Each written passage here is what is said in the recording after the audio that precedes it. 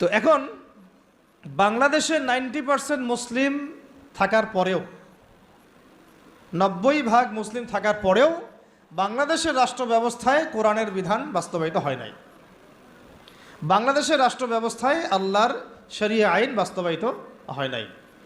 বাংলাদেশের শিক্ষা ব্যবস্থায় ইসলামী শিক্ষাকে বাধ্যতামূলক করা হয় নাই। বাংলাদেশের সংস্কৃতির মধ্যে ইসলামী সংস্কৃতিকে বাধ্যতামূলক করা হয় নাই। বাংলাদেশের অর্থনীতির মধ্যে সুদবিহীন ইসলামী অর্থনীতি বাস্তবায়িত করা হয় নাই।